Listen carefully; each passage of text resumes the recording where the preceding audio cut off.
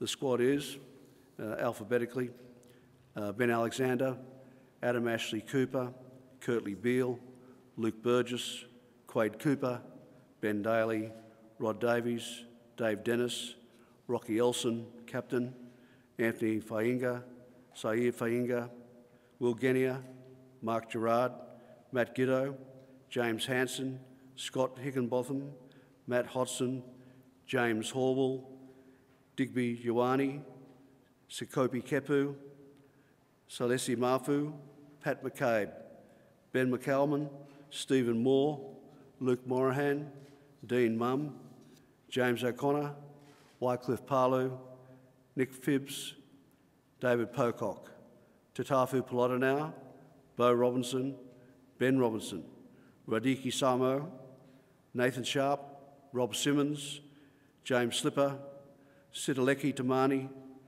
Lachlan Turner and Dan Vickerman. That's the 40-player squad selected for the start of the Test match season in Samoa, then followed by the Tri Nations series. It's a squad that we've obviously been considering for a long period of time, and ultimately it came clear, as it always does, but it wasn't straightforward.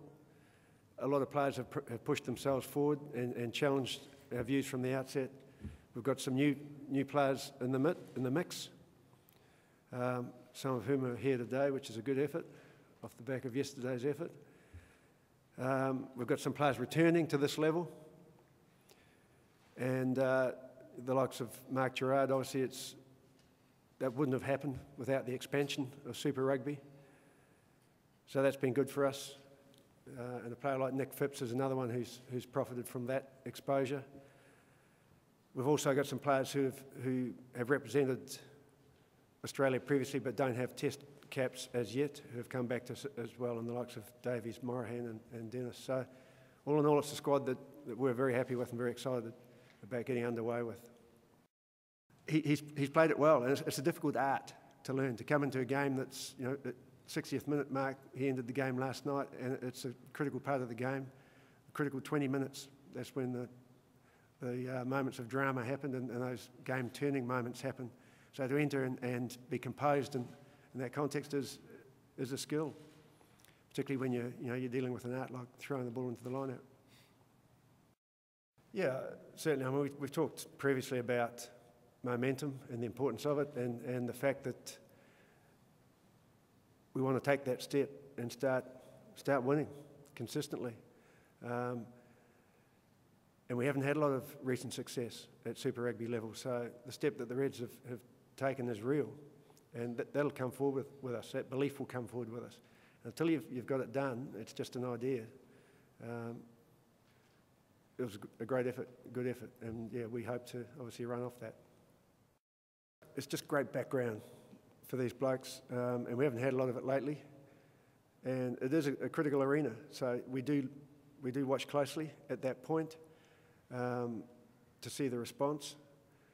And for us to have a larger number of players who have been exposed to that, and particularly to have succeeded in that, is invaluable. And I think you've seen through the selection of the squad the benefit. We didn't consider them for selection. That's correct. Other players we didn't consider were Rob Horn and Richard Brown, who's got a shoulder complaint.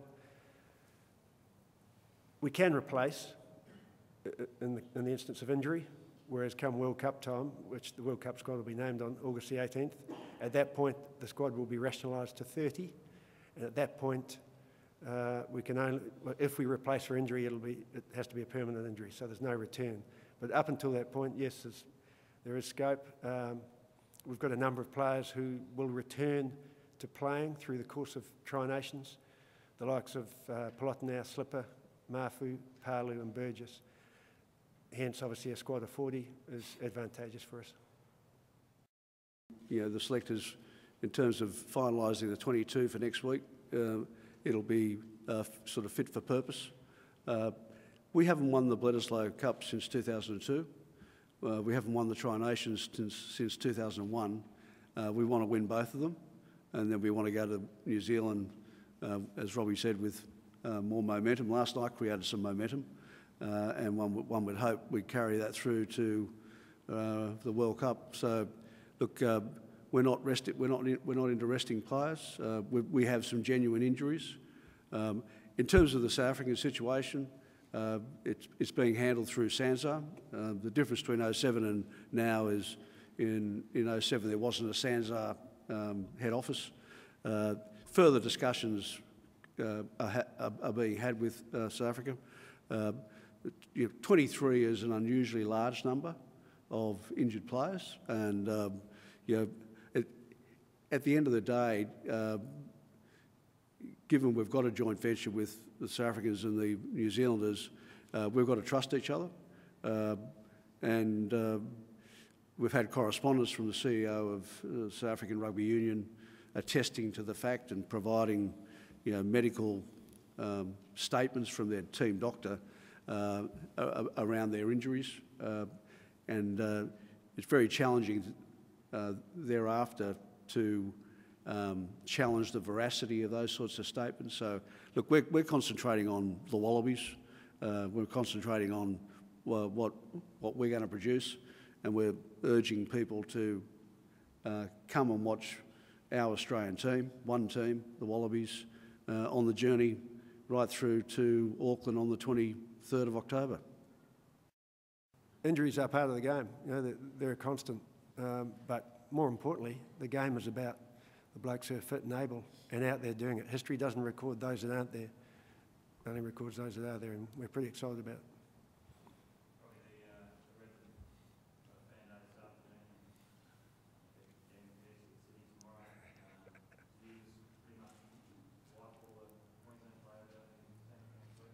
No, definitely not. No. These blokes, they'll present in great shape. They're proud men. They're proud of what they've done, sure, but they'll be excited about what's coming as well and what the possibilities ahead. So I've got no doubt they'll present themselves in good shape. I'm sure they'll enjoy the next 48 hours as they deserve to.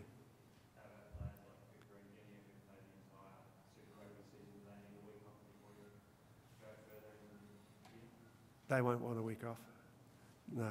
But we'll have those conversations when they come in. I think you've seen it. He's got a presence about him. It was good when, well, we didn't really want to see the Waratahs finish their campaign. It was good to see Tamane cease from taking out our tight head props. He was taking them out two per game at one point there. He's got a presence, and he's also composed in the game now. He's been around for a long time, played for a number of been involved in a number of franchises, but hadn't had much in-game opportunity, and he's really taken the opportunity he got this year, and hence he's with us. We hope and want to give as much opportunity to everyone, but critically, we'll be spending time together in preparation. That's as important as in-game, to be honest. You see in-game what's been done through the preparation, and they'll all get opportunities through that to present themselves, but also to prepare should they get that call-up. It is a short window this year. It's a short program. There isn't much opportunity for experimentation. There's not much opportunity to get underway. So the time that we spend in preparation is really important.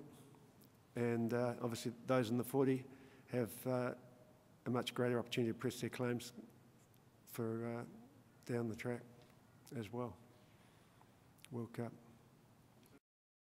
Oh, it was befitting of the final. We had the two best sides. They played the best rugby. They probably, got the two best cultures, if you like. Two sides that respect what they do, respect each other, respect their opposition, respect the people they represent. Both areas obviously have had some challenges this year, and the game itself just reflected that. It had everything. It was edge of the seat stuff, and the Reds ultimately deservedly won, which was great. There will inevitably be some some carryover from both campaigns, one to the other. We're all in this together. And, you know, when you've got the same personnel to a large extent, invariably the shape of your game looks pretty similar as well, because you want to bring what those players have to the fore. The critical element there was that the Reds, as they did in the first instance in the round robin, they went toe to toe and they held up physically. And that's been the element that's been lacking. I mean, within that, you know, there's any number of moments where the game could have gone either way, but to have the depth of belief and to get it done is key, and sometimes those things aren't necessarily technical, tactical.